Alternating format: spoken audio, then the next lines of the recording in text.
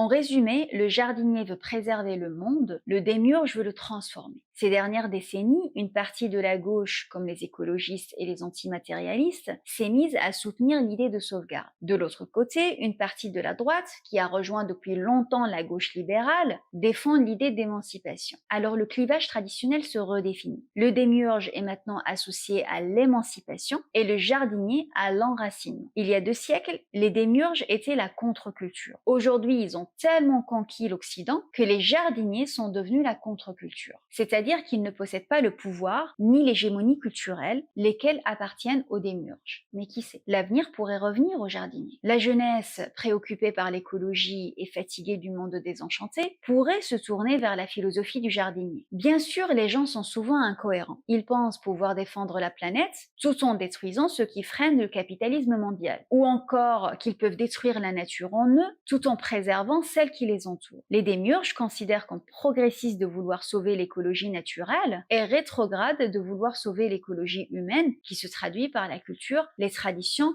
l'identité et autres manifestations anthropologiques. C'est parce que l'écologisme de gauche, contrairement à l'écologisme de droite, reste très matérialiste. Il méprise les réalités spirituelles. De l'autre côté, certains jardiniers croient qu'ils peuvent garder leur culture et tradition tout en soutenant une économie mondiale de marché qui les détruit depuis 2 siècles. Mais si un jour, tous ces jardiniers des divers courants surmontent leurs incohérences et s'allient, ils pourraient bien changer leur statut de contre-culture. Il est important de noter que même si le nazisme récupère chez les démiurges l'utopie de l'homme nouveau, du monde nouveau et de la table rase, il ne s'inscrit pas dans une filiation généalogique des Lumières et de la Révolution française. C'est un intrus. En revanche, le communisme et le fascisme se voyaient comme les véritables héritiers de la Révolution française et des Jacobins, pensant qu'ils devaient réussir cette révolution que les Français avaient ratée. La nouvelle gauche des années 60 à aujourd'hui continue le projet des Lumières d'émancipation de l'individu. Donc, la manière la plus englobante philosophiquement pour désigner le clivage gauche-droite vieux de 200 ans serait de parler de philosophie de l'émancipation versus philosophie de l'enracinement. Ce sera l'angle qu'on abordera dans la prochaine vidéo.